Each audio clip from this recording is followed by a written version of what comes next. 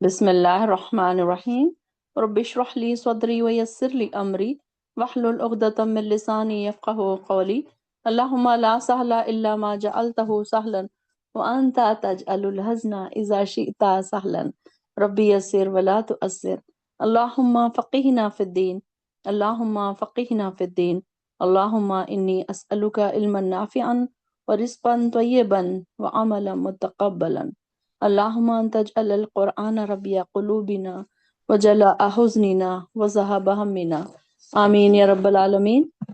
چلیے شروع کرتے ہیں۔ سورۃ القمر، قمر کا معنی ہے چاند۔ اس میں شق قمر کا واقعہ بیان کیا جا رہا ہے، جیسے کہ اس سے پہلے ہم نے شق صدر پڑھا تھا، اب یہ شق قمر ہے۔ شق کا معنی ہے پھٹنا یا دو ٹکڑے ہونا، تو یہاں پر شق قمر کا واقعہ انشاءاللہ اس میں آئے گا۔ اقتربت الساعۃ، قریب آ گئی قیامت، وانشق القمر، اور پھٹ گیا چاند۔ اچھا چلیے ایک اور سوال آپ سب سے، تھوڑا سا ہارڈ ہے سوال، دیکھتے ہیں کہ کتنا ہارڈ آنسرز کس کس کو آتے ہیں۔ اقتربت الساعۃ ہم نے اس سے پہلے کہاں پڑھا تھا؟ کون سا پارہ اس سے شروع ہوا تھا یا کون سا سورہ اس سے شروع ہوا تھا؟ تھوڑا سا ہارڈ ہے کویشچن، شاید آنسر دینا نہ آئے، لیکن ہو سکتا۔ ویری گڈ، واہ ماشاء اللہ۔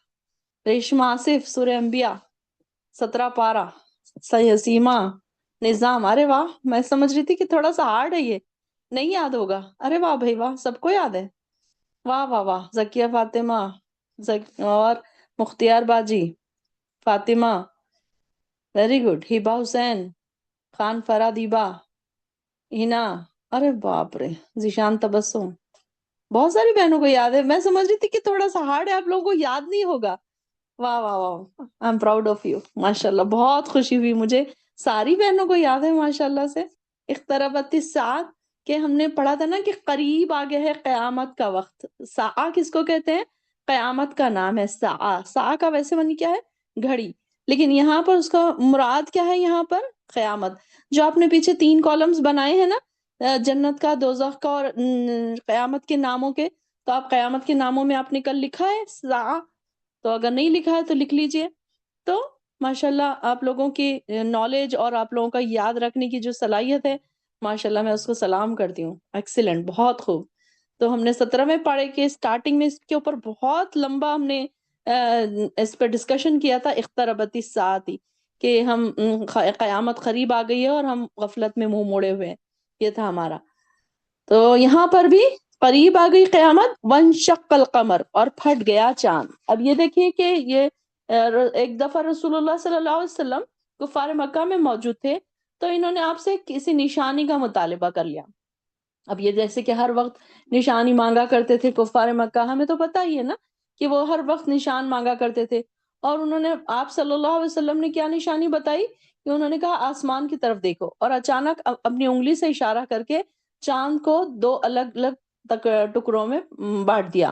اور سیدنا عبداللہ بن مسعود فرماتے ہیں کہ نبی کریم صلی اللہ علیہ وسلم کے زمانے میں چاند پھٹ کے 2 ٹکڑے ہو گیا، ایک ٹکڑا پہاڑ کے اوپر اور دوسرا نیچے آ گیا، یعنی کہ بیچ میں یہ غار ہرا جو پہاڑ ہے وہ بیچوں بیچ آ گیا، اور دونوں 2 حصے 2 طرف چلے گئے۔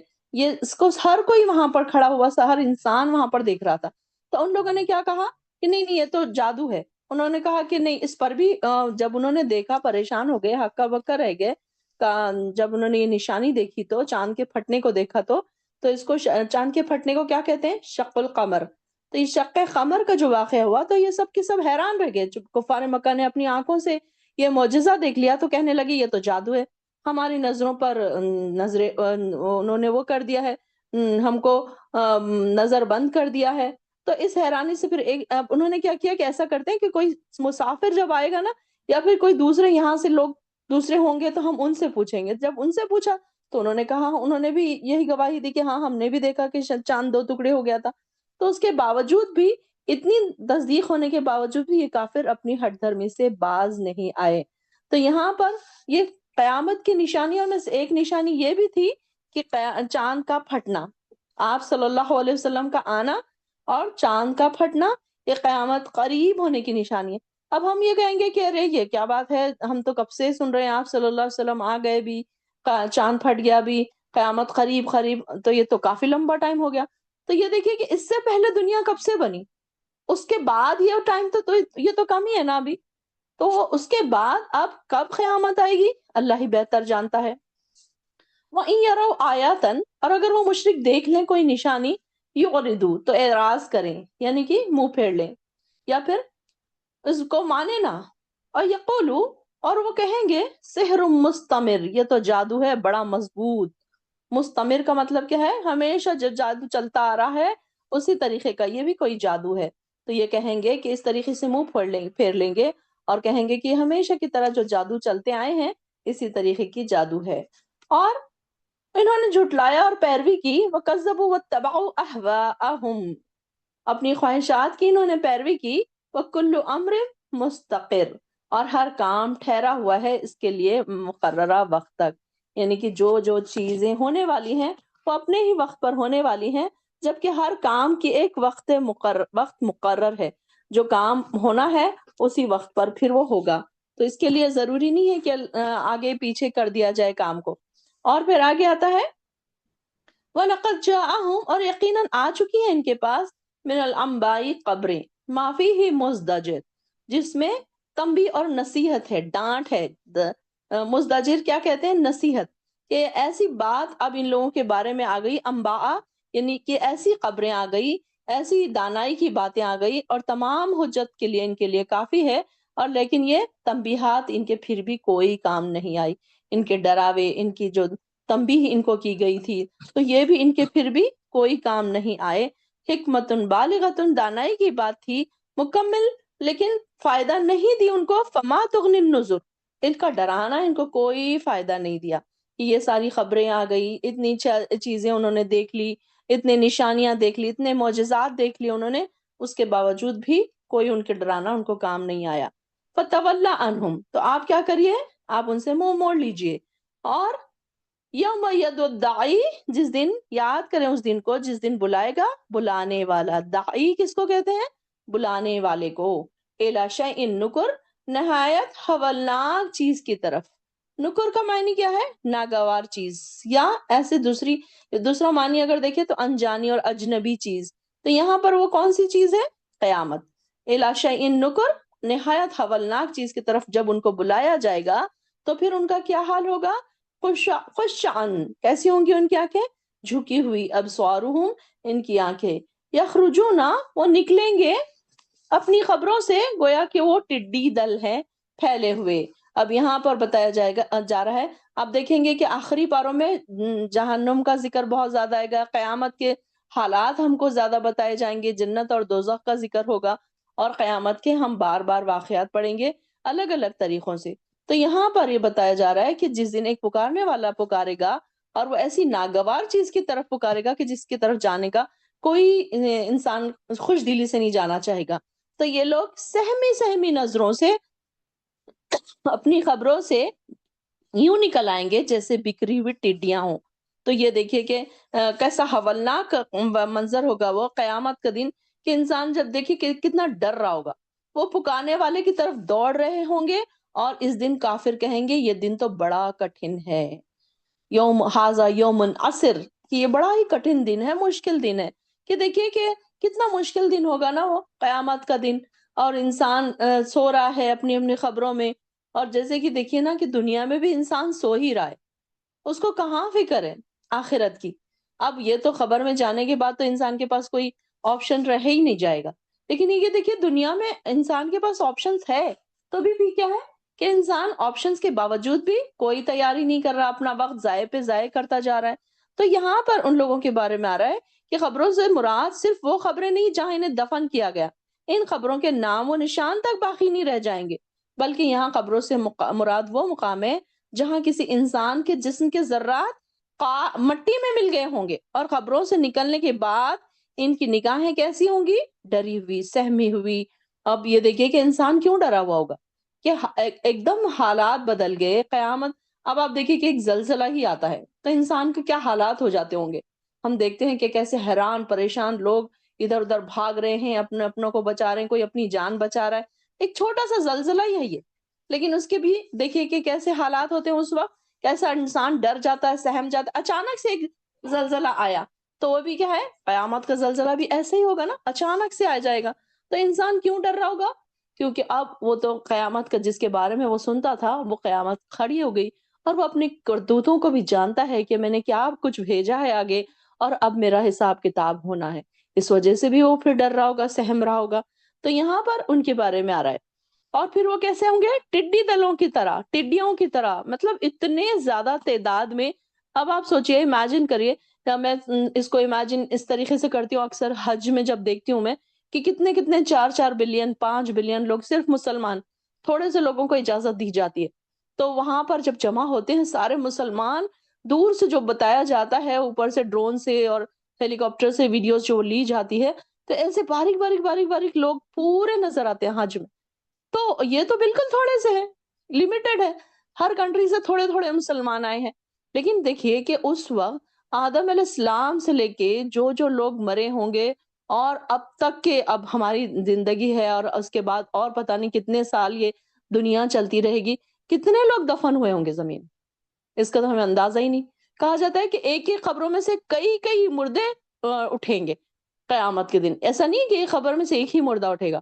اب یہ دیکھیے کہ کئی بار ایسا ہوتا ہے کہ قبرستان ہوتا ہے، پھر اس کو زمین دوز کر دیا جاتا ہے، پھر وہاں گھر بن جاتے ہیں، پھر وہ قبرستان زمانے کے بعد پھر وہ ویران جگہ ہو جاتی ہے، پھر قبرستان بن جاتا ہے، پھر کئی لوگوں کو دفن کیا جاتا ہے، پھر وہ ان کو زمین دوز کر دیا جاتا ہے، پھر وہاں پر نئے مردوں کو دفن کیا جاتا ہے. تو ایسے ایک ایک جگہ میں سے کئی کئی مردے نکلیں گے اس وقت. تو سوچئے کہ اس وقت سارے ہی لوگ، اب یہاں تو دیکھیے کہ حج میں صرف مسلمان ہیں، وہ بھی لمیٹڈ ہے، جن کو اجازت دی جا رہی ہے وہ آ رہے ہیں صرف. لیکن یہاں پر سارے ہی لوگ، مومن ہیں، کافر ہیں، برے ہیں، اچھے ہیں، سارے لوگ جتنے دنیا میں آئے تھے اور جتنے گئے ہیں، ساروں کو اٹھایا جائے گا. تو باریک باریک ایسے لگیں گے جیسے ٹڈی دل ہے. آپ نے ٹڈیوں کا دیکھا ہوگا نا، کہ جب وہ آسمان پہ ایک دم جھنڈ کا جھنڈ چلتا ہے، تو ایسے لگتا ہے اس کو کاؤنٹ کرنا مشکل ہو جاتا ہے. تو یہاں پر اسی کے ایگزامپل دیا جا رہا ہے کہ وہ بھی اس دن کیا ہوگا، اس طریقے سے نظر آئیں گے. اور اللہ اور کافر کیا کہیں گے؟ یہ دن تو بڑا کٹھن ہے، ھذا یومن عسر. کہ دیکھیے کہ مومن کے لیے یہ دن مشکل نہیں ہوگا. مومن تو بڑی ہی آسانی سے اٹھے گا، اور بالکل اس کا جلدی سے حساب کتاب ہو جائے گا. جیسے کہ پیچھے ہم نے پڑھا تھا کہ قیلولہ کے وقت میں وہ جنتوں میں ہوں گے اپنی اپنی. تو الحمدللہ ثم الحمدللہ، اللہ تعالیٰ آپ سب کو بھی اس میں شامل کریں، کیونکہ آپ بھی ایمان والے ہیں. ایمان والے ہیں کر کے یہاں بیٹھے ہیں، تقوی والے ہیں کر کے یہاں بیٹھے ہیں. تو انشاءاللہ ہم بھی سب قیلولہ کے ٹائم پر انشاءاللہ ہم جنت میں ہوں گے.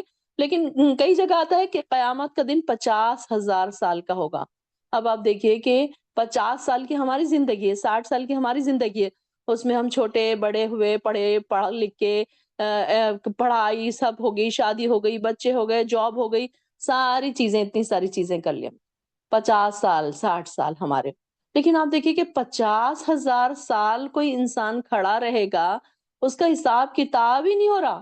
اور کیسا پریشان کن دن ہے کہ پسینے ٹپک رہے ہیں. کوئی اپنے پسینے میں آتا ہے کہ کوئی اپنے پسینے میں گھٹنوں تک ڈوبا ہوا ہوگا، کوئی اپنے پسینے میں کندھوں تک ڈوبا ہوا ہوگا، کوئی کانوں تک ڈوبا ہوا ہوگا. اپنے اپنے اعمال کے اوپر وہ ان کا حساب کتاب بھی لیا جائے گا. اور وہ سالوں سال، مطلب وہ دن ایسا ہے نا کہ لمبے وقفے تک وہ وہیں کھڑے رہیں گے اور پریشان ہو رہے ہوں گے. تو ظاہر ہے پھر یہ ان کے لیے تو یومن عسر ہوا نا، ہمارے لیے تو نہیں ہوا. الحمدللہ الحمدللہ، انشاءاللہ امید رکھتے ہیں اللہ تعالیٰ سے کہ اللہ ہم نے جو بھی ٹوٹے پھوٹے اعمال کیے نا، اللہ تعالیٰ تو اس کو قبول فرما لے. اللہ تعالیٰ اس کو صاف ستھرا کر کے تو قبول کر لے. تھوڑے سے گندے، اتنے زیادہ ہمارے اعمال نامے صاف ستھرے تو نہیں ہیں اللہ تعالیٰ، تھوڑے سے گندگیاں ہیں اس میں، گناہ ہے اس میں تھوڑے تھوڑے، ہر ایک کے اعمال نامے میں. تو اللہ تعالیٰ تو اس بات پر قادر ہے کہ ان گناہوں کو بھی تو نیکیوں میں بدل سکتا ہے. تو ہر وقت یہ دعا کیا کریں کہ اللہ ہماری گناہوں کو نیکیوں میں بدل دے، اور قیامت کے دن ہمیں ذلیل اور رسوا ہونے سے بچا لے. اور سب سے پہلے تو جن کو جنت میں ڈالنے والا ہے نا، بغیر حساب کتاب کے، تو ہمیں بھی ان میں شامل کرے. کیا دعا ہے؟ یاد ہو گئی اب ساری بہنوں کو ہمارے دعا تو؟ بغیر حساب کتاب کے جنت میں جانے کی دعا کیا ہے؟ یاد ہے ماشاءاللہ، امید ہے. چلیے چیٹ باکس میں لکھیے کون سی دعا ہے بغیر حساب کے جنت میں داخل ہونے کی. اتنا لیٹ کیوں ہو رہا ہے؟ سب کو یاد ہونی چاہیے، میں اتنے بار کلاس میں دہراتی ہوں. اللہم ادخلنی الجنت بغیر حساب، کیا بات ہے لیٹ ہو گیا؟ اللہم ادخلنی الجنت بغیر حساب، ویری گڈ، لیٹ کر دیا آپ لوگوں نے آج یہ والا کوشچن کا آنسر لکھنے میں. چلیے ہو سکتا ہے دعا کو لکھنا مشکل ہو رہا ہوگا، چلیے کوئی بات نہیں. تو وہ جن کے لیے آسانی کس کے لیے ہوگی؟ مومنوں کے لیے. اور کافروں کے لیے یہ تو بڑا مشکل دن ہوگا، یومن عسر. اب دیکھیں کہ یہ دن ہے مشکل دن، اور دنیا میں لوگ چھوٹی چھوٹی تکلیفوں پہ روتے ہیں، پریشان ہوتے ہیں، ہائے ہمارے اوپر اتنی تکلیفیں ہیں، اتنی پریشانیاں. یہ پریشانیاں تو کچھ بھی نہیں ہے، یہ دنیا کی تکلیفیں، دنیا کی پریشانیاں تو کچھ بھی نہیں ہے اس کے سامنے. کیا حال ہوگا کہ سورج سوا نیزے پر آ جائے گا، زمین توے کی طرح لال ہو جائے گی، انسان کا کھڑے رہنا مشکل ہوگا. کیا ہوگا اس دن؟ وہ ہے تکلیف والا دن، وہ ہے کٹھن دن. اور دنیا کی چھوٹی چھوٹی پریشانیوں پر ہم پریشان ہو جاتے ہیں کہ ہائے ہم تو اتنی تکلیف میں ہیں. چھوٹا سا سر درد بھی ہو جائے نا تو انسان ہائے وائے کرتا رہتا ہے. تو یہ ہائے وائے بھی ہماری لکھی جا رہی ہے، ہمارے اعمال نامے میں یہ بھی ساری چیزیں لکھی جا رہی کہ انسان نے کتنا صبر کیا. جب بھی چھوٹی سی تکلیف ہو نا تو کبھی اکثر یہ کرے نا، بڑی تکلیف والوں کو دیکھے، بڑی بیماریوں والوں کو دیکھے. جب بھی ہماری کوئی چھوٹی تکلیف ہمیں ستائے، شیطان بھی تو وسوسے ڈالتا ہے نا کہ دیکھو تمہارے ساتھ یہ ہو گیا، تمہارے ساتھ وہ ہو گیا، پھر انسان شکوے شکایت کرنے لگ جاتا ہے. آپ دیکھیے کہ لوگ کتنے شکوے کرتے ہیں کہ یہ ہمارے ساتھ تو اتنی کٹھن مشکلات ہے، اتنی زندگی ہماری تنگ ہے، یہ اس طریقے سے. تو یہ تو کچھ بھی نہیں ہے، یہ تو دنیا کی آزمائش ہے، چھوٹی چھوٹی پریشانیاں ہیں. لیکن یہاں پر وہ جو عسر جس کو کہا جا رہا ہے، کٹھن دن، یومن عسر، تو وہ کون سا دن ہے؟ قیامت کا دن، بڑا ہی مشکل دن. اور کذبت قبلہم قوم نوح، اس سے پہلے قوم نوح بھی اس کو جھٹلا چکی. انہوں نے ہمارے بندے کو جھٹلا دیا اور کہنے لگے یہ تو دیوانہ ہے، اور اسے جھڑک دیا گیا. قالوا مجنون وازدجر، دجر کس کو کہتے ہیں؟ دجرا، ڈانٹنے کو، یعنی کہ انہوں نے جھڑکایا اس کو، ڈانٹا، جھڑک دیا. تو انہوں نے کیا کیا؟ انہوں نے کیا دعا کی پھر؟ اور انہوں نے اپنے پروردگار سے دعا کی. فدعا ربہ، انڈر لائن کیجئے آیت نمبر 10 کو، انی مغلوب فانتصر. نوح علیہ السلام کی دعا کیا تھی؟ انی مغلوب فانتصر، کہ اے میرے رب میں بے بس ہوں، تو میری مدد فرما. ہم سب کو یاد ہونی چاہیے یہ دعا، ہمارے ٹپ آف دی ٹنگ ہونی چاہیے یہ دعا، کیونکہ ہر لمحہ کوئی نہ کوئی ایسی پریشانی آتی ہے جب ہم مغلوب ہو جاتے ہیں، جب ہم بے بس ہو جاتے ہیں، ہیلپ لیس ہو جاتے ہیں نا. کبھی کبھی انسان بچوں کی طرف سے ہیلپ لیس ہو جاتا ہے، بچوں بے بس ہو جاتا ہے، بچوں کو بولتا ہے بچے سنتے نہیں ہیں بات، کبھی شوہر نہیں سنتے ہیں، کبھی بھائی بہن نہیں سنتے ہیں، کبھی ماں باپ کوئی غلط چیزوں میں پڑ رہے ہوتے ہیں. کہیں بھی کوئی بھی ایسی چیز ہو سکتی ہے کہ جب انسان بے بسی محسوس کرے تو یہ دعا پڑھ لے، ربی انی مغلوب فانتصر. ربی اے میرے رب، انی مغلوب، مغلوب کا کیا مطلب ہے؟ میں بے بس ہوں، فانتصر تو میری مدد فرما. یاد ہو گئی ماشاءاللہ. مجھے یقین ہے کہ بہت ساری بہنوں کو یہ دعا یاد ہی ہوگی، کیونکہ میں نے اس سے پہلے بھی کئی دفعہ یہ گروپ میں بھی پوسٹ کی اور اس کا بتایا بھی تھا آپ لوگوں کو کہ یہ دعا بہت پیاری ہے. تو جن کو نہیں یاد ہے، رمضان کی تیاری کے لیے یہ دعا ضرور کر لیجئے. دیکھیے کہ ہم اب شعبان کے مہینے میں داخل ہو چکے ہیں اور بڑی خوشی سی محسوس ہو رہی ہے کہ رمضان آنے والا ہے، بہت جلد رمضان آنے والا ہے. اب آپ دیکھیے نا کہ رجب کا مہینہ شروع ہوا، ہم سوچ ہی رہے تھے اور ایک مہینہ یوں ختم ہو گیا اور ہم نے کوئی تیاری نہیں کی. پھر ویسے ہی ہو گیا کہ ہم سوچتے رہ گئے، ہم تیاری ہم نے کوئی خاص نہیں کی. اب رجب ہے، رجب کے بعد شعبان آ گیا. اب دیکھیے کہ ہم بالکل ایک قدم ہے بس کہ ہم رمضان میں ہم قدم رکھنے والے. تو اپنے لیے تیاریاں یہ کرنی ہے کہ اچھی اچھی دعائیں یاد کر لیں، اپنے ٹارگٹ سیٹ کر لیں کہ اب کے رمضان میں مجھے کیسے کرنا ہے، یہ بھی تیاری کر لیں. تو یہاں دعا ضرور یاد کر لیجئے، انڈر لائن بھی کر لیجئے. اور جن بہنوں نے الگ سے دعائیں لکھی ہوئی یا اس میں لکھ لیجئے. ہماری کچھ بہنیں ماشاءاللہ تعریف کے قابل ہیں کہ انہوں نے یہ جو قرآن کی دعائیں آ رہی ہیں انہوں نے ایک کاپی میں الگ سے لکھ لیے تاکہ ایک جگہ ساری دعائیں ان کو مل جائے افطار کے وقت یا پھر تہجد میں جب بھی وہ پڑھے. تو یہ بھی ہمارے پاس ایک رہنا چاہیے نا، ہماری ہوم ورک کے طریقے سے ایک یہ بھی رہنا چاہیے. تب ہم نے موسلادھار بارش سے آسمان کے دروازے کھول دیے اور زمین کو پھاڑ کر ہم نے کئی چشمے بہا دیے.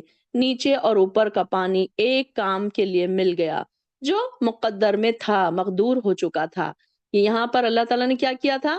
اللہ امرن قد قدر، یہ ہونے ہی والا تھا، یہ مقدر تھا، یہ ہونے ہی والا تھا. اللہ تعالیٰ نے ان کے اوپر یہ عذاب لکھ دیا تھا، کیونکہ انہوں نے اتنی ایذائیں پہنچائی ان کو، ایسے پیغمبر کو جو کہ ان کو نیکی کی طرف بلاتے تھے. تو ان کو کیا کیا؟ انہوں نے سنسار کرنے کی دھمکی دی، کبھی قتل کرنے کی دھمکی دی، کبھی صرف اس بات پر ڈانٹ دیا کہ تم اس کام سے باز کیوں نہیں آتے. تو یہ ساری چیزیں برداشت کرنے کے بعد اس وقت پھر نوح علیہ السلام نے دعا کی، ربی انی مغلوب فانتصر.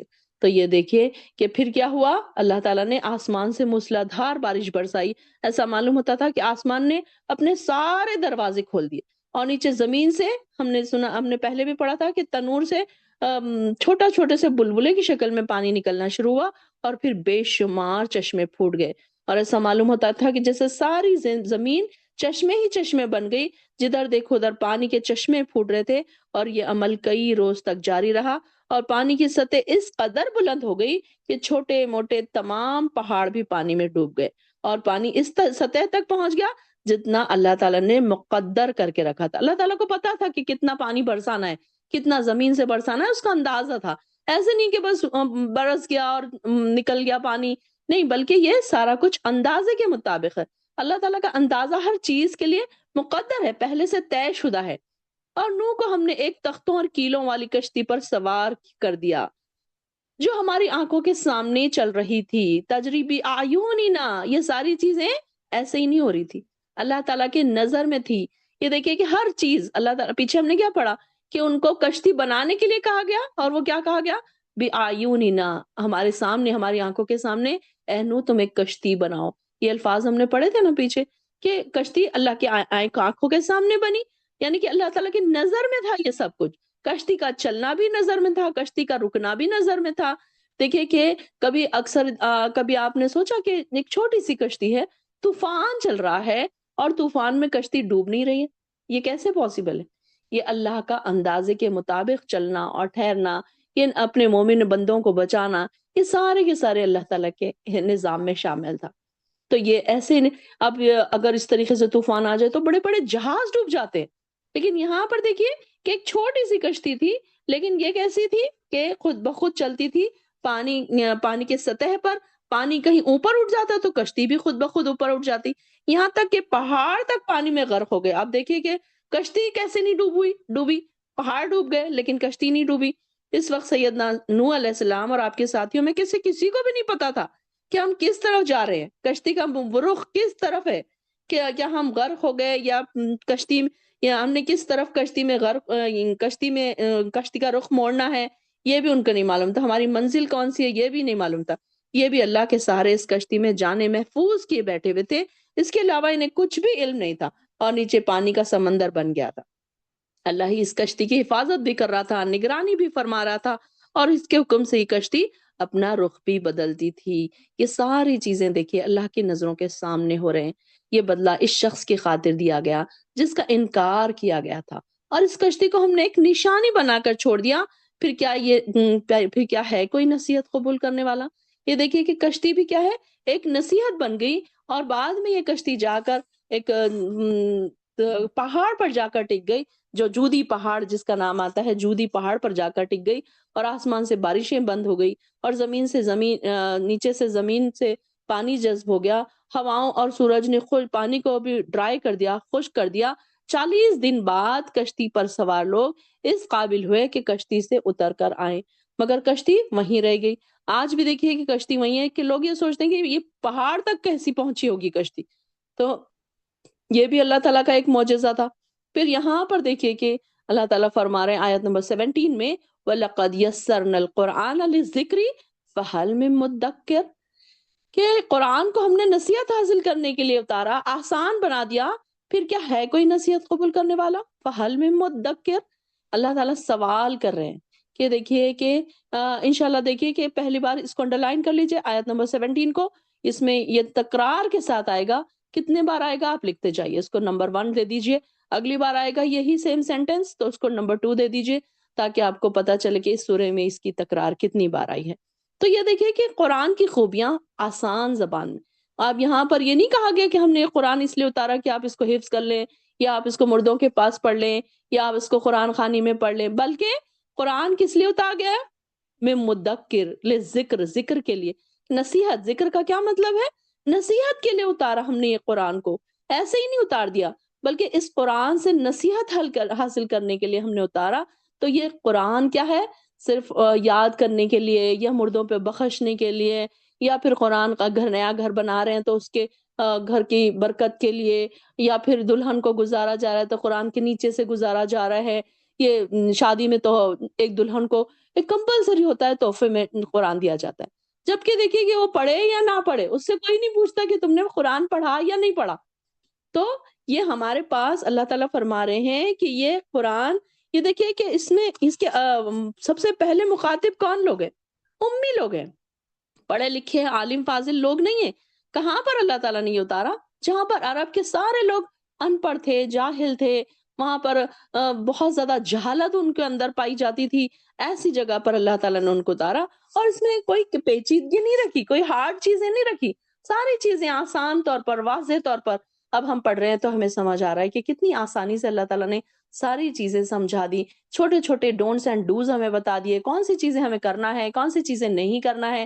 یہ دیکھیے نا کہ اللہ کے شکر کیسے ادا کرنا ہے، کتنی چیزیں ہم نے سیکھی۔ واقعی قرآن ہمارے لیے نصیحت ہے نا۔ دیکھا ہم نے، جب تک ہم اس کو ناظرہ پڑھتے تھے، ہم کو کبھی نہیں سمجھ آیا کہ یہ ہمارے لیے نصیحت کا کام کر رہی ہے۔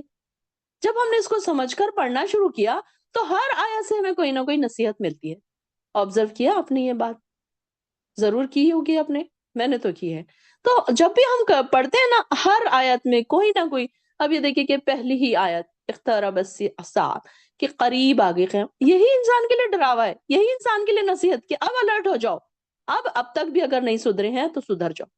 تو اللہ تعالیٰ فرما رہے ہیں وَلَقَدْ يَسَّرْنَا الْقُرْآنَ، یہ قرآن کو ہم نے نصیحت کے لیے آسان بنا دیا۔ ایسا نہیں ہے کہ مشکل ہے، کہ نہیں کوئی سمجھ ہی نہیں پاتا۔ اب یہ دیکھیے کہ کوئی انسان کے پاس اگر کوئی فرینچ کی بک لا کر رکھ دی جائے یا پھر کوئی دوسری زبان کی بک لا کر رکھ دی جائے، اب وہ اس کو پڑھ رہا ہے لیکن اس سے سمجھ کچھ نہ آئے، اس میں تھا اب یہ ایک ایگزامپل یہی لے سکتے ہیں کہ آپ ایک واشنگ مشین آپ خریدتے ہیں، اب اس کے اندر جو اس کو کیسے یوز کرنا ہے، اس کے اندر ایک پیپر نکلا، اب اس میں چائنیز میں سارا کچھ لکھا ہوا ہے، اب آپ کیسے پڑھیں گے اس کو؟ اب آپ کو سمجھ ہی نہ آئے۔ تو قرآن ہمارے لیے عربی میں ہے، اس کے ٹرانسلیشن ہر لینگویج میں موجود ہے، اس کو ہم نے پڑھنے کی کوشش نہیں کی، اس کو ہم نے سمجھنے کی کوشش نہیں کی، بلکہ یہ قرآن ہمارے لیے نصیحت کے طور پر اتارا گیا تھا کہ اس سے ہم زندگی جینے کے راستے سیکھیں، زندگی کیسے جینا ہے یہ سیکھیں۔ ہر ایک کے لیے زندگی جینے کے راستے ہیں اس میں۔ اپنے تعلقات، رشتہ داروں کے ساتھ تعلقات ہمیں سکھا دیے گئے، ٹوائلٹ جانے کے، باہر نکلنے کے، ہر چیز، نماز کے، تیمم کے، وضو کے، کیا چیز اس میں نہیں سکھا دی گئی؟ ہر چیز ہم دیکھ رہے ہیں، ڈیٹیل ہم پڑھ رہے ہیں، ہر چیز ہمیں بتا دی گئی، زندگی جینے کے ہمیں راستے دکھا دیے گئے، ہدایت کے ہمیں راستے دکھا دیے گئے۔ تو یہ ساری چیزیں کیا ہے؟ اللہ تعالیٰ فرما رہے ہیں کہ یہ ذکر ہے، نصیحت ہے۔ تو کون ہے اس میں نصیحت قبول کرنے والا؟ ہے کوئی نصیحت قبول کرنے والا؟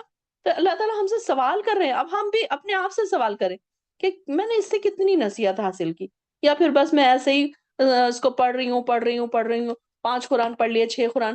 اب آپ دیکھیے کہ وہ جو 5 قرآن ہم پڑھتے تھے، اس میں سے ایک لفظ بھی ہمارے اندر نہیں اترا۔ کیوں؟ کیونکہ ہم نے اس سے نصیحت نہیں حاصل کی تھی۔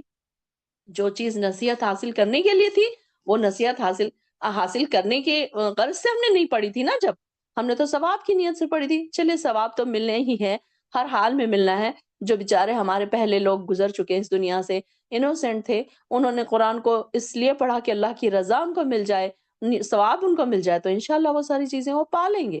لیکن اس کا مقصد کیا ہے؟ اب آپ دیکھیں کہ ایک موبائل ہے، ایک ایگزامپل کے ذریعے سمجھے، ایک موبائل ہے، اب موبائل کا اصل کام کیا ہے؟ اس سے ہم کالنگ کر لیں، اس سے ہم بات چیت کر لیں، کسی سے اپنے تعلقات کو سنبھال کر رکھ سکتے ہیں، رشتہ داروں کے تعلقات ہم حقوق العباد اس سے نبھا سکتے ہیں، کہ سب سے خیر خیریت ہم پوچھ سکتے ہیں موبائل سے۔ لیکن اب وہ موبائل میں اگر سم نہیں ہے، اس میں اگر آپ کالنگ نہیں ہو رہی، اس میں باقی ساری چیزیں اس میں آ رہا ہے، اس میں یوٹیوب آ رہا ہے، اس میں انسٹاگرام آ رہا ہے، اس میں ساری چیزیں آ رہی، لیکن اس میں کالنگ کا کام ہی نہیں دے رہا وہ، تو آپ کسی سے بات چیت ہی نہیں کریں۔ تو اس کا اہم مقصد کیا تھا موبائل کا؟ کہ کالنگ، اس سے بات چیت کی جائے، لوگوں سے تعلقات رکھے جائیں، یا پھر جب بھی ہم کو ضرورت ہو تو ہم کسی کو کال کر سکے، اچھے برے وقتوں میں ہم اس کو کال کر سکیں، تو یہ اس کا اہم مقصد تھا نا۔ لیکن اس کا مقصد اگر چلا گیا، اگر اس میں کالنگ ہی نہیں ہو رہی تو اسی طریقے سے قرآن کا اصل مقصد کیا تھا؟ نصیحت حاصل کرنا۔ لیکن ہم نے نصیحت کو چھوڑ کر سارے اس کے فائدے ہم نے بنا لیے کہ ہم اگر کسی بھی مردہ کے میت کے گھر میں آپ چلے جائیے، وہاں پر قرآن پڑھنا لازمی ہے۔ اب وہاں کوئی سمجھ رہا ہے، نہیں سمجھ رہا ہے، کوئی وضو سے ہے، کوئی نہیں ہے، کوئی چاہ کے پڑھ رہا ہے، کوئی نہیں چاہ کے پڑھ رہا ہے، کسی کے سر میں درد ہے، کسی کو زبردستی بٹھایا جا رہا ہے، اس کا کوئی نہیں دیکھا جاتا۔ پھر اسی طریقے سے دکان کی برکت کے لیے، گھر کی جب گھر بن رہا ہے تو آج کل تو نیا دور شروع ہو گیا نا کہ مسجد سے بچوں کو بلایا جاتا ہے، ان کو کھانے وانے کھلا دیے جاتے ہیں، قرآن خوانی ہو گئی، یعنی کہ قرآن خوانی بھی خریدی جا رہی ہے۔ تو یہ اس کا مقصد یہ نہیں ہے، اس کا مقصد یہ ہے کہ انسان جہالت سے اس طرف آئے، اندھیروں سے اجالوں کی طرف آئے، جہالت سے علم کی طرف آئے، علم سیکھے، عقل سمجھے کہ کون سی چیزیں ہمارے لیے صحیح ہیں۔ یہ بات بتائی جا رہی ہے نصیحت حاصل کرنے کے لیے۔ تو اللہ تعالیٰ سوال کر رہے ہیں، ہے کوئی نصیحت قبول کرنے والا؟ ہر انسان اپنے اپنے آپ سے سوال کرے، اتنے سال میں نے قرآن سے کیا نصیحت حاصل کی؟ اور اگر اب تک بھی میرے باقی ہے بہت ساری چیزیں، تو اب میرے پاس ٹائم ہے، صحت ہے، اس کا صحیح فائدہ اٹھا لوں، اور جتنا ہو سکے اس قرآن کو میں اپنے لیے نصیحت بناؤں، ڈونٹس اینڈ ڈوز کیا کیا بتائے گئے ہیں اس پر عمل کرنے کی کوشش کروں۔ جہاں کہیں بھی ایسی کوئی کلاس ملے فوراً جوائن کر لیا کریں۔ ہم اپنی مرضی سے نا اتنا سمجھ بھی نہیں سکتے، کیونکہ ہم سوچتے ہیں کہ اچھا چلو کل پڑھ لوں گی، اچھا میں فرائیڈے کو پڑھ لوں گی، فرائیڈے کے دن کچھ مصروفیت آ گئی، پھر وہ بیمار ہو گئے، پھر کچھ ہو گیا، پھر کچھ ہو گیا، پھر ایسے ڈیلے ڈیلے ڈیلے۔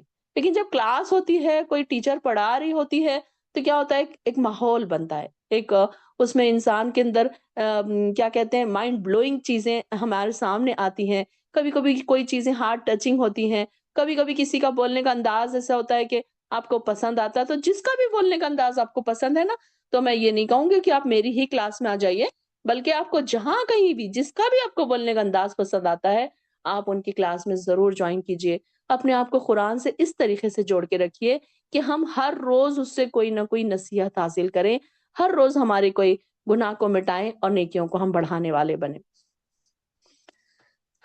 دیکھیں یہ والی آیت انشاءاللہ اس میں بار بار آئے گی تکرار کے ساتھ۔ کذبت عاد فکیف کان عذابی ونذر، اور پھر اس کے بعد قوم عاد نے بھی جھٹلایا تو دیکھ لو میرا عذاب، میرا ڈرانا کیسا ہوا۔ ہم نے ایک منحوس دن میں ان پر سناٹے کی آندھی چھوڑ دی جو مسلسل چلتی رہی، ریحان سرسرن فی یوم نحس مستمر۔ نحس کس کو کہتے ہیں؟ منحوس، منحوس کو۔ تو یہاں پر اب ان کے اوپر کیا ہوا؟ سرسرن، یعنی کہ سخت ٹھنڈی ہوا۔ سرسرن کس کو کہتے ہیں؟ ٹھنڈی ہوا۔ اور فی یوم نحس، نحوست والے دن میں۔ تو یہاں پر کہا جاتا ہے کہ وہ دن ماہ شوال کا آخری بدھ تھا۔ تو اس سے کیا کیا؟ بعض لوگوں نے یہ سمجھ لیا کہ ہر مہینے کا آخری بدھ منحوس ہوتا ہے۔ پرانے لوگ کہتے ہیں بدھ کو یہ نہیں کرنا، بدھ کو وہ نہیں کرنا، یہ آخری مہینے کا بدھ ہے۔ یہ ساری ضعیف باتیں، بیکار سی باتیں لوگوں کے اندر شامل ہو گئی کہ ایسا کچھ بھی نہیں ہے، کوئی دن منحوس نہیں ہوتا، بلکہ ان کے اعمال کی وجہ سے وہ دن منحوس ہو گیا تھا نا ان کے لیے۔ باقی جو ایمان والے تھے ان کے لیے تو کچھ بھی نہیں ہوا وہ دن۔ اور جو برے لوگ تھے، جو کفر کر رہے تھے، جو اپنے نبی کی بات نہیں مان رہے تھے، ان کے لیے یہ دن منحوس ہو گیا۔ تو اب انسان کے لیے کوئی دن منحوس نہیں ہوتا۔ دیکھیے کہ اکثر ہمارے پاس جہالت والے لوگ اس طریقے کی باتیں کرتے ہیں نا کہ یہ منحوس ہے، یہ لڑکی کے آنے سے یہ ایسے ہو گیا، اس کے قدم سے ایسے ہو گیا، یہ یہاں ہم گئے تھے تو وہ دن ایسا منحوس دن تھا۔ یہ ساری باتیں شرکیہ ہیں، ایسے ہم کو کبھی نہیں کرنا چاہیے۔ انسان کے اعمال اس دن کو یا اس وقت کو منحوس بنا دیتے ہیں یا اچھا بہترین دن بنا دیتے ہیں، کہ انسان کے اپنے اعمال پہ یہ ڈیپینڈ ہے کہ وہ دن اور اس کے رات اور اس کے جو گردش ہے، اس کے زمانے کی جو گردش اس کے اوپر چل رہی ہے، تو اس کے اعمال کی وجہ سے ہے۔ ایسے کہ کوئی دن، کوئی بدھ یا کوئی دن، یہ تو دن تو اللہ تعالیٰ نے بنائے ہیں، مومنوں کے لیے وہی دن اچھا ہے۔ تو اب آپ دیکھیے کہ جب عذاب آ رہے تھے تو مومنوں کو اللہ تعالیٰ نے کئی جگہ ایسا ہوا کہ مومنوں کو وہی دن بچا لیا، تو ان کے لیے تو وہ دن بڑا نجات کا دن تھا، بڑا خوشی کا دن تھا۔ اور وہی دن کافروں کے لیے بڑا سخت دن تھا، کٹھن دن تھا۔ تو یہ ان کے لیے کیسا تھا؟ منحوس دن تھا۔ تو کوئی دن کو منحوس نہیں کہنا چاہیے، کوئی جگہ کو منحوس نہیں کہنا چاہیے۔ اور اس طریقے سے یہ ساری چیزیں کیا ہے کہ اللہ تعالیٰ شرک میں آ جائے گا یہ ساری چیزیں. پھر تو وہ دن وہاں پر پھر کیا ہوا کہ اس دن وہ لوگوں کو یوں اکھاڑ اکھاڑ کر پھینک رہی تھی جیسے جڑ سے اکھڑے ہوئے کھجور کے درخت کے تنے ہوں. پھر دیکھ لو میرا عذاب اور میرا ڈرانا کیسا ہوا. پھر آگے آ رہا ہے وَلَقَدْ يَسَّرْنَا الْقُرْآنَ لِلذِّكْرِ فَهَلْ مِن مُدَّكِّرٍ. پھر ہم نے اس قرآن کو نصیحت کرنے کے لیے آسان بنا دیا. پھر کیا ہے کوئی نصیحت قبول کرنے والا؟ فَهَلْ مِن مُدَّكِّرٍ. قوم سمود نے اس کو انڈرلائن کر کے نمبر 2 لکھ لیجئے تاکہ آپ کو معلوم ہو جائے کتنے بار آیا ہے. قوم سمود نے بھی ڈرانے والوں کو جھٹلایا. اب یہاں پر دیکھیے کہ یہ جو مکے کے لوگ تھے انہوں نے اس طریقے سے اپنے نبی کو جھٹلایا. تو آپ صلی اللہ علیہ وسلم کو یہ باتیں بتا کر کہی جا رہی کہ آپ کو ڈرنے کی کوئی بات نہیں ہے. آپ اپنا دل چھوٹا نہ کیجئے. اس سے پہلے بھی کئی لوگوں نے اپنے انبیاء کو جھٹلایا. تو سارے انبیاء کا شارٹ یہاں پر ذکر ہو رہا ہے کہ دیکھیے اس طریقے سے پہلے کے انبیاء بھی جھٹلائے گئے, ان کو بھی اس طریقے سے لوگوں نے تکلیفیں دی. قوم سمود نے بھی ڈرانے والوں کو جھٹلایا. وہ کہنے لگے کیا ہم اپنے ہی میں سے ایک اکیلے آدمی کی پیروی کرنے لگے؟ تب تو ہم گمراہی اور دیوانگی میں پڑ گئے. کیا ہم میں سے یہی شخص رہ گیا تھا جس پر ذکر نازل کیا گیا؟ نہیں, بلکہ وہ کذاب اور ڈینگے مارنے والا ہے. یہ لوگ کل ہی جان لیں گے کذاب اور ڈینگے مارنے والا کون ہے. اے صالح, ہم اونٹنی کو ان کے لیے آزمائش بنا کر بھیج رہے ہیں. کون کہہ رہا ہے یہ؟ اللہ تعالیٰ کہہ رہے ہیں کہ یہ دیکھیے کہ قوم سمود نے جب صالح علیہ السلام کو جھٹلایا تو پھر کیا ہوا کہ اللہ تعالیٰ نے ان کے پاس ایک اونٹنی بھیجی جو آزمائش تھی ان کے لیے.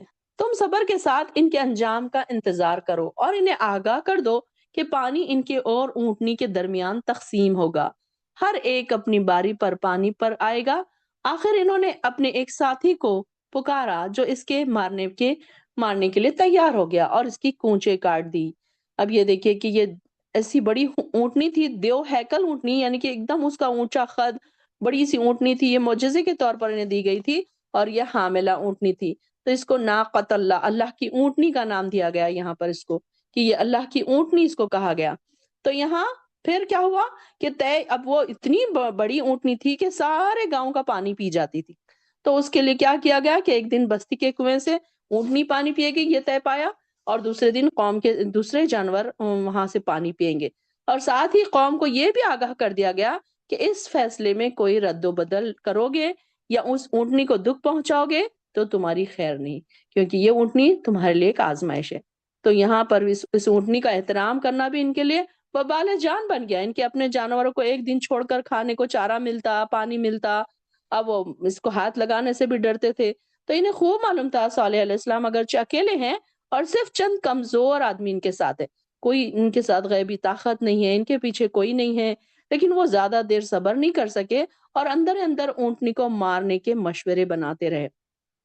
آخر کو ایک بدکار عورت نے اپنے ایک دوست کو اس بات پر راضی کر لیا کہ وہ اس اونٹنی کو ہلاک کر دے. اور یہ قوم کا ایک کڑیل مضبوط نوجوان تھا, اخلاقی لحاظ سے بہت ہی بد کردار تھا اور بدبخت تھا. کیا نام تھا اس کا؟ قدار بن سالف. اس نے اونٹنی کے پاؤں کی رگوں کو کاٹ دیا. اونٹنی نے ایک چیخ ماری اور دوڑ کر اسی پہاڑ کے پیچھے غائب ہو گئی جس سے وہ نکلی تھی. پھر دیکھ لو میرا عذاب اور میرا ڈرانا کیسا تھا. ہم نے ان پر ایک گرجدار آواز بھیجی تو وہ یوں ہو گئے جیسے کسی باڑ لگانے والے کی سوکھی اور ٹوٹی ہوئی باڑ. ان کے اوپر کون سا عذاب آیا؟ چیخ کا عذاب. یہ لوگ چیخ یا گرجدار آواز سے ہلاک کر دیے گئے. فرشتے نے ایک ایسی چیخ ماری جس سے ان کے کلیجے پھٹ گئے اور وہ مر کر ایک دوسرے پر گرنے لگے. اس طرح ایک دوسرے سے روندے جانے لگے جیسے کسی کھیت کے گرد لگی ہوئی باڑ چند روز میں گر کر چورا چورا بن جاتی ہے. ان لوگوں کا یہی حال ہوا. تو پھر اللہ تعالیٰ فرما رہے ہیں کہ ہم نے اس قرآن کو نصیحت حاصل کرنے کے لیے آسان بنا دیا. وَلَقَدْ يَسَّرْنَا الْقُرْآنَ لِلذِّكْرِ فَهَلْ مِن مُدَّكِّرٍ. 3 بار آ گیا دیکھیے. تو یہاں پر پھر سے وہی بات کہ ہم نے دیکھیے کہ قرآن کو اللہ تعالیٰ نے کتنی نصیحتیں, کتنے ہمیں ایگزامپلز بتائے جا رہے ہیں, کتنے ہمیں سٹوریز سنائی جا رہی ہے کہ دیکھو ان لوگوں نے جھٹلایا تھا تو ان کا ساتھ یہ انجام ہو.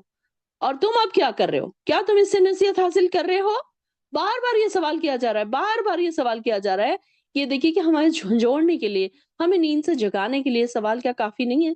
فہل میں مدکر، کیا ہے کوئی نصیحت حاصل کرنے والا؟ اللہ تعالیٰ ہمیں نصیحت دے رہا ہے اور ہم نصیحت نہیں لے رہے ہیں۔ کتنی جگہ ایسا ہوتا ہے کہ ہم نے قرآن میں بہت ساری چیزیں پڑھی ہوئی ہیں لیکن ہم اس پر عمل نہیں کرتے، ہم اس کو فار گرانٹیڈ لیتے ہیں، ہم اس کو سنا کر لیتے ہیں، کبھی انجان بن جاتے ہیں۔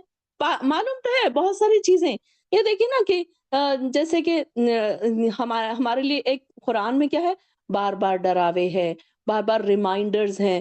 اب یہ دیکھیے کہ انسان کو سارا کچھ پتا ہے، جنت کا بھی پتا ہے، دوزخ کا بھی پتا ہے، قیامت آنے والی یہ بھی پتا ہے، قبر میں جانا ہے یہ بھی پتا ہے، لیکن جب انسان کیا ہوتا ہے، بھول بھال جاتا ہے، پھر اپنی اپنی دنیا میں مصروف ہو جاتا ہے، پھر اس کو کوئی یاد دلاتا ہے کہ ارے یہ دیکھو تم کو جانا ہے، ارے تم کو جانا ہے۔ ہم کیا کرتے ہیں، کل کی اگر فلائٹ ہے تو ہم کو معلوم ہے کل کی فلائٹ ہے، لیکن ہم کیا کرتے ہیں اس کے بعد الارم لگاتے ہیں کہ کہیں میں ٹائم پر نہ اٹھی تو، میں اگر ٹائم پر نہ پہنچی تو میری فلائٹ مس ہو جائے گی۔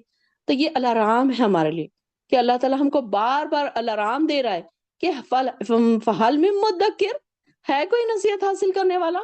کہ بار بار یہ بتایا جا رہا ہے کہ دیکھو یہ جنت ہے، دیکھو یہ دوزخ ہے، دیکھو یہ مومنوں کے لیے ہے، دیکھو یہ کافروں کے لیے، دیکھو قیامت کے دن ایسا ہونے والا ہے، کیا کر رہے ہو تم، کیا کر رہے ہو؟ الرٹ کیا جا رہا ہے نا ہمیں، ریمائنڈر دیا جا رہا ہے، بار بار ریمائنڈر۔ اب آپ دیکھیے کہ ہم گروپ میں بھی روز اذکار کا ریمائنڈر دیتے ہیں، کبھی کبھی کوئی انسان بھول بھی جاتا ہے اذکار پڑھنا، پھر فوراً اس کو نظر آتا ارے مجھے اذکار پڑھنا ہے، کوئی یاد دلانے والا ہو تو پھر یاد آ جاتا ہے نا۔ اب منڈے تھرسڈے کے روزے ہیں، اکثر یہ ہوتا ہے کہ جب ہم کسی کے سٹیٹس پہ دیکھتے ہیں تو ہم کو یاد آتا ہے ارے کل تو منڈے ہے، مجھے روزہ رکھنا تھا، چلو اچھا ہوا یہاں پر نظر آ گیا، اب میں سحر کر لیتی ہوں، ہوتا ہے نا۔ تو یہ قرآن بھی ہمارے لیے کیا ہے، ریمائنڈرز ہے اس میں کہ دیکھو یہ نہیں کرو، یہ کرو، یہ نہیں کرو، دیکھو قیامت کا دن آنے والا ہے، دیکھو تمہاری موت کا وقت آنے والا ہے۔ ہاں سب کو پتا ہے کہ موت کا وقت آنے والا ہے، لیکن یاد دلایا جاتا ہے۔ اب آپ دیکھیں کہ اگر ہم 3 4 دن کلاس سے دور ہو جائیں تو ہمارا ایمان کا لیول تھوڑا سا نیچے ہو جاتا ہے نا، پھر تھوڑا سا بھول بھال جاتے ہیں، پھر تھوڑا سا یہ وہ چیزوں میں ہم بزی ہو جاتے ہیں، پھر جیسے ہی کلاس میں بیٹھتے ہیں الرٹ ہوتے ہیں، بار بار ہم کو ریئلائز کروایا جا رہا ہے کہ دیکھو تم کو کیا کرنا ہے، دیکھو تم کو کیسے زندگی گزارنا ہے، دیکھو تم کو ہر لمحہ کیسے گزارنا ہے۔ یہ ریمائنڈرز کی ہر انسان کو ضرورت ہوتی ہے، ایسے نہیں کہ ہاں چلو ہمیں تو سب پتا ہے، ہر ایک کو پتا تو ہے، ہم تو بچپن سے سنتے آ رہے ہیں قیامت کے بارے میں، موت کے بارے میں، جنت کے بارے میں، دوزخ کے بارے میں۔ کون سی چیز ایسی ہے جو ہم نے نہیں سنی؟ سنی تو سب ہے، لیکن یہ دیکھیے کہ کیسے نئے نئے طریقوں سے اللہ تعالیٰ ہمیں ڈرا رہے ہیں، الارم دے رہے ہیں، الرٹ کیا جا رہا ہے کہ دیکھو ابھی بھی سدھر جاؤ، دیکھو اب وقت قریب ہے، دیکھو اقتربت الساعۃ، اقتربت الساعۃ، اقتربت الساعۃ، قیامت قریب ہے، قیامت قریب ہے، انسان کو الرٹ کیا جا رہا ہے۔ تو یہ ریمائنڈرز ہمارے لیے ہیں۔ تو اللہ تعالیٰ فرما رہے ہیں کہ ہے کوئی نصیحت حاصل کرنے والا؟ قوم لوط نے بھی ڈرانے والوں کو جھٹلایا تو ہم نے ان پر پتھر برسائے، مگر لوط کے گھر والوں کو ہم نے سحری کے وقت بچا کر نکال دیا۔ قوم لوط پر کیا عذاب آیا تھا؟ وہاں پر راتوں رات ان کو کیا کہا گیا کہ تم اپنے پیروکاروں کو یعنی کہ ایمان والوں کو اس بستی سے لے کر نکل جاؤ، تمہاری بیوی تمہارے ساتھ نہیں جائے گی، لوط کی بیوی اس کے ساتھ نہیں جائے گی، یہ کہہ دیا گیا تھا نا، پہلے سے طے ہو گیا تھا، اور پیچھے ہی رہے گی اور سزا پانے والوں میں شامل ہو جائے گی۔ تو یہاں پر پھر کیا ہوا کہ سیدنا لوط علیہ السلام کی قوم ان کو دھمکیاں دیتی تھی، ڈراتی تھی، ان کو ڈرایا تو یہ بدبخت قوم کا بھلا ان کی نصیحت کو کوئی فائدہ نہیں دیا، ان کو کہ ان کو نصیحت آتی تھی نا، نبی آئے ان کے پاس بھی نصیحت لے کر آئے، لیکن ان کو نصیحت نے کوئی فائدہ نہیں دیا، تو الٹا لوط علیہ السلام کو ہی دھمکیاں دیتے تھے کہ تم اگر اتنے پاک باز ہو تو ہماری اس گندی بستی سے نکل جاؤ ورنہ ہم خود تمہیں یہاں سے نکال دیں گے۔ تو پھر اللہ تعالیٰ نے کیا کیا کہ ان کے اوپر ایسا عذاب نازل کیا کہ پھر ان کے اوپر پتھر برسائے گئے، اور پھر اس بدکار قوم کے اوپر پتھروں کی بارش ہوئی، اور اس کے بعد پھر وہ اتنا زیادہ پھر دوسرے دن ایسا سخت عذاب آیا کہ پورے خطے کو جبریل علیہ السلام نے اپنے پروں پر اٹھایا اور بلندی پر لے جا کر پھر الٹا زمین پر دے مارا، اور پھر جس سے یہ خطہ زمین میں دھنس گیا اور اوپر سے پتھروں کی بارش ہوئی، پھر اس دھسے ہوئے خطے پر سمندر کا پانی بھی چڑھایا جس میں بدبو دار تھا، وہ ایک دم یہ جو دفن ہو گئے سارے لوگ ان میں سے پھر بدبو بھی آنے لگی. اس طرح اس قوم کے نام و نشان کو صفحہ ہستی سے ہی مٹا دیا. ایسا لگ رہا ہی نہیں تھا کہ یہاں پر کوئی بسا بھی تھا. یہ ہماری طرف سے احسان تھا اور ہم شکر کرنے والوں کو ایسے ہی جزا دیتے ہیں. لوط نے ہماری گرفت سے یقیناً ڈرایا تھا، مگر وہ اس تنبیہ کو شک کی بات سمجھ رہے تھے، شک کر رہے تھے اس میں، اور ان سے ان کے مہمانوں کا مطالبہ کرنے لگے. تو ہم نے ان کی آنکھوں کو بے نور بنا دیا. کہا اب میرا عذاب اور میری تنبیہ کا مزہ چکھو. یہ جو ان کے پاس جو مہمان آئے تھے، فرشتے جو تھے، ان پر عذاب ڈھانے کے لیے 3 فرشتے نہایت خوبصورت نوجوان لڑکوں کی شکل میں آئے تھے. تو انہیں دیکھ کر لوط علیہ السلام سخت پریشان ہو گئے اور ڈر گئے کہ اب اس بدکار قوم سے ان مہمانوں کی آبرو کو کیسے بچایا جائے. تو اتنے میں بیوی صاحبہ نے آ کر کیا کیا کہ ان کے گنڈوں کو مخبری کر دی کہ بہت اچھا مال گھر میں آیا ہے اس طریقے سے. اب وہ آئے ان کے پاس، تو جب فرشتوں نے یہ حال دیکھا تو سیدنا لوط علیہ السلام کو علیحدہ لے جا کر صورت حال بتا دیا کہ تمہیں ڈرنے کی، منت سماجت کرنے کی کوئی ضرورت نہیں ہے. ہم انسان نہیں بلکہ فرشتے ہیں اور اس قوم پر عذاب نازل کرنے کے لیے آئے ہیں. پھر انہوں نے کیا کیا کہ ان لڑکوں کے، یہ جب لڑکے ان کی طرف بڑھے تو ایک فرشتے نے ان کی آنکھوں پر ہاتھ پھیرا یا پھر مارا ان کے اوپر، تو جس سے ان کی بینائی چلی گئی اور وہ اندھے ہو گئے اور وہ چیخیں مار کر واپس دوڑنے لگے اور نظر نہ آنے کی وجہ سے دروازے کی طرف بڑھتے اور ایک دوسرے پر گرنے لگتے. یہ ان پر پہلا اور ہلکا عذاب تھا. پھر دوسرا عذاب، پھر ان کو جبرائیل علیہ السلام نے اپنے پروں پر اٹھایا اور ساری بستی کو، اور پھر زمین پر لے جا کر پٹک دیا، اوپر لے جا کر. اور صبح سویرے ہی انہیں ایک نہ ٹلنے والے عذاب نے آ گھیرا. تو ہم نے کہا اب میرے عذاب اور میری تنبیہ کا مزہ چکو. ہم نے اس دیکھیے پھر آیت نمبر 40 میں آیا ہے وَلَقَدْ يَسَّرْنَا الْقُرْآنَ لِلذِّكْرِ فَهَلْ مِن مُدَّكِرٍ. ایک ایک سٹوری، ایک ایک نبی کی سٹوری سنا کر بتایا جا رہا ہے کہ دیکھو اس کی قوم کے لوگ ایسے تھے، اب اس کے بعد تم کیا نصیحت حاصل کرتے ہو؟ پھر کیا ہے کوئی نصیحت ماننے والا؟ آل فرعون کی یہاں بھی ہاں بھی ڈرانے والے آئے تھے. انہوں نے ہماری سب نشانیوں کو جھٹلا دیا تو ہم نے انہیں کسی زبردست و صاحب قدرت کی گرفت کی طرح پکڑ لیا. اے اہل مکہ، کیا تمہارے کافر ان لوگوں سے بہتر ہیں یا تمہاری آسمانی کتابوں میں نجات لکھ دی گئی ہے؟ کیا وہ یہ کہتے ہیں کہ ہم ایک انتقام لینے والی جماعت ہیں؟ ان کی یہ جماعت جلد ہی شکست کھا جائے گی اور پیٹھ دکھا کر بھاگ کھڑے ہوں گے.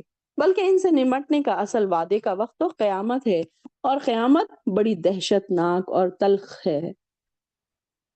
بل الساعۃ موعدہم والساعۃ ادھیٰ وآمر.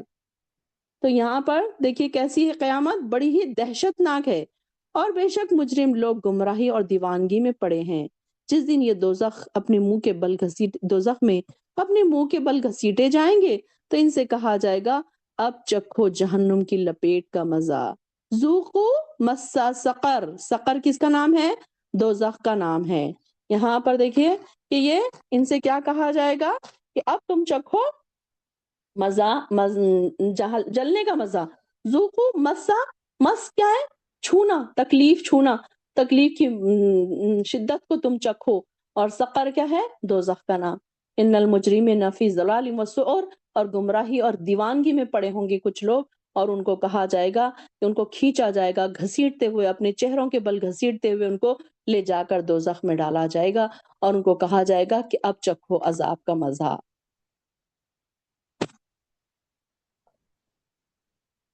بے شک ہم نے ہر چیز کو ایک مقدار سے پیدا کیا. ان کل شیء خلقناہ بقدر.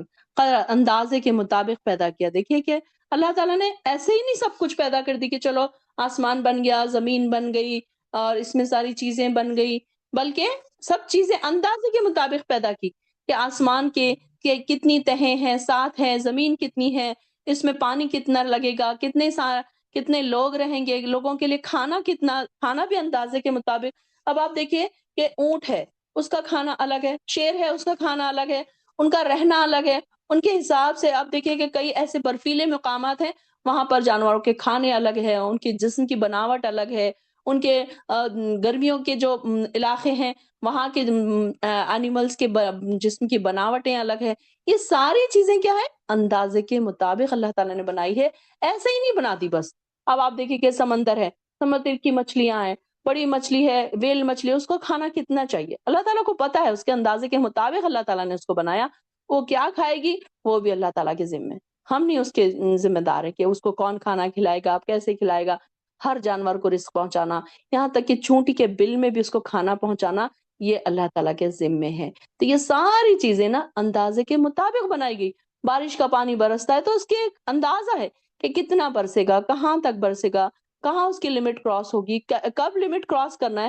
کہیں اللہ تعالیٰ کا جب ارادہ ہوتا ہے طوفان برسانے کا، جیسے کہ نوح علیہ السلام کے وقت، تو اللہ تعالیٰ نے اس وقت زیادہ بارش برسا دی. اب یہ دیکھیے کہ ہمارے وقت دنیا میں جب بارش ہوتی ہے تو کسان خوش ہوتے ہیں، کھیتیاں لہلاتی ہیں، وہ بھی ایک خوشخبری والی بارش ہوتی ہے. تو یہ اس طریقے سے اللہ تعالیٰ کا ہر چیز کیسی ہے کہ یہاں پر اللہ تعالیٰ کی قدرت اندازے کے مطابق ہے. ہر چیز اللہ تعالیٰ نے اندازے کے مطابق پیدا کی ہے. ایسے نہیں ہے کہ ہر چیز کیسے بھی پیدا ہو گئی یا اس کا کوئی انداز نہیں ہے، بلکہ ہر چیز اللہ تعالیٰ نے اندازے کے مطابق، رات ہے تو کتنی رات رہے گی، دن ہے تو کتنا دن رہے گا، کیسے اس کو، ہر چیز کے بارے میں اللہ تعالیٰ نے پہلے سے یہ چیزیں طے کر دی. ہمارے بھی دیکھیں نا کہ جو ہماری کیا کہتے ہیں تقدیر ہے، تقدیر کے فیصلے بھی پہلے سے ہو چکے کہ کس کو کیا ملنے والا ہے، کس کو کیا نہیں ملے گا، کس کو اچھائیاں ملے گی، کس کو برائیاں ملے گی، کس کی زندگی میں آزمائشیں زیادہ ہوں گی، کس کی زندگی میں آزمائشیں کم ہوں گی، کوئی خوشی سے زندگی گزار رہا ہے. یہ ساری چیزیں اندازے کے مطابق اللہ تعالیٰ نے طے کر دی. تو اس پر بھی ہمارا بھروسہ ہونا چاہیے کہ جو اللہ تعالیٰ نے کر دیا بس وہی ہمارے لیے طے ہے. اور یہاں ہم اس کے بارے میں کچھ نہیں کہہ سکتے کہ اب یہ اللہ تعالیٰ نے ہائے ایسے کیوں کر دیا، اللہ تعالیٰ نے یہ ایسے کرنا تھا. ہم کیا اللہ تعالیٰ کو سکھانے والے ہیں؟ ہم کو نہیں پتا، اللہ تعالیٰ کو نہیں پتا کہ ہم اس کو کیا کرنا ہے.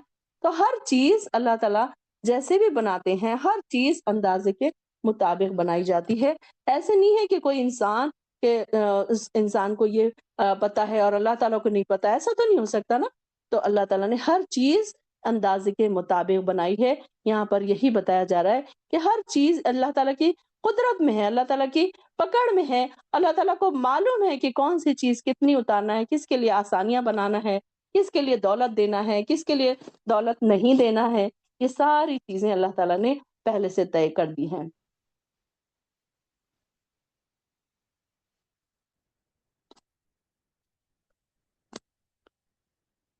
اور اہل مکہ کیا تمہارے کافر ان لوگوں سے بہتر ہے؟ یہ ہو گیا.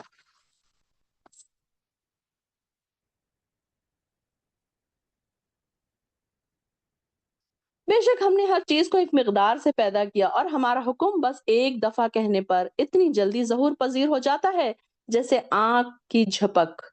اور یعنی کہ وما امرنا الا واحدۃ کلمح بالبصر، یعنی کہ کلمح بالبصر مطلب آنکھ جھپکتے ہی اللہ کا حکم پورا ہو جاتا ہے. اللہ تعالیٰ کسی کے بارے میں کہتے ہیں وہ ہو جا تو بس وہ ہو جاتا ہے. تو فرشتے بھی ان کے حکم کے تابع ہیں، فرما بردار ہیں.